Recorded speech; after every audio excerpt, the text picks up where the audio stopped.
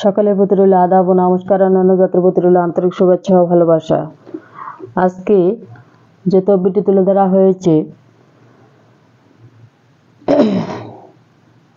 ভাই ভাই বিরোধ, মামলায় মোকদ্দমায় জয়ী হওয়া, হারানো জিনিস ফিরে পাওয়া। ব্যর্থ প্রেমে সফলতা ফিরে পেতে চান?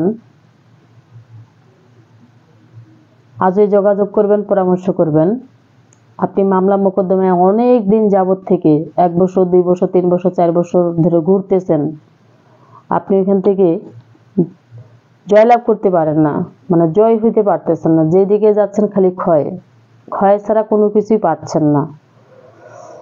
তো প্রতারকের হাত থেকে আপনি যদি রেহাই পেতে চান, এবং সাদা বাবা লাল বাবা, অনেক বাবাই রয়েছে বলে যে কাজ করে দেব, কিন্তু আমার মতো সরাসরি এভাবে লাইভে ভিডিওতে আসে যদি কেউ কথা বলতে পারে, তাকে আমি গুরুদায় দেব।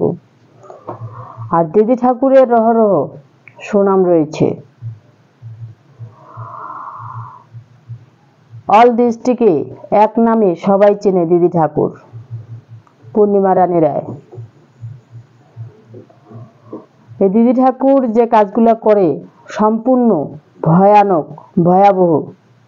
আমার সামনে অনেক কিছুই দেখতে পাচ্ছেন, এগুলা ব্যয়বহুল খরচ, এবং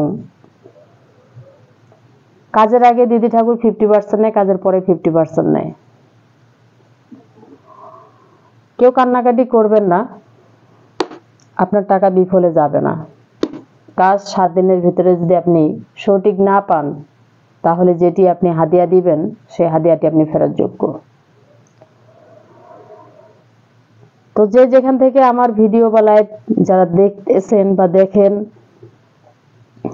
যদি চ্যানেলে আমার নতুন হয়ে থাকেন তাহলে চ্যানেলটি অবশ্যই সাবস্ক্রাইব করবেন, একটি লাইক করবেন। টিকটক, ফেসবুক, ইউটিউব যদি নতুন হয়ে থাকেন, আপনারা অবশ্যই চ্যানেলটি সাবস্ক্রাইব করবেন, একটি লাইক করবেন, কমেন্ট করবেন, শেয়ার করবেন, সারা বিশ্ববাসীকে দেখার মতো সুযোগ করে দিবেন। যদি আমাদের কথাবার্তা ভালো লাগে, তাহলে জীবনের শেষ চিকিৎসা মনে করে একটি তদবির করবেন। আর যদি ভালো না লাগে, তাহলে তো এখানে বলার কোনো কিছুই নেই।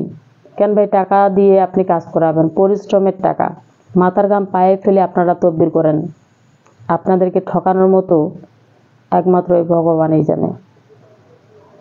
আমি 10 টাকা চায়ে খেলে আপনাদের কাছ থেকে চায়ে খাবো, পেটে খিদা লাগলে আমি আপনাদের কাছ থেকে বলে নিব, বলে চায়ে খাবো, কিন্তু পিছন থেকে চুরি করে খাওয়ার অভ্যাস নেই। তীক্ষ্ণতার নাম কি ফলে পরিচয়। তো জীবনের শেষ চিকিৎসা মনে করে এটি তদবির করবেন। সবাই ভালো থাকবেন, সুস্থ থাকবেন। ধন্যবাদ।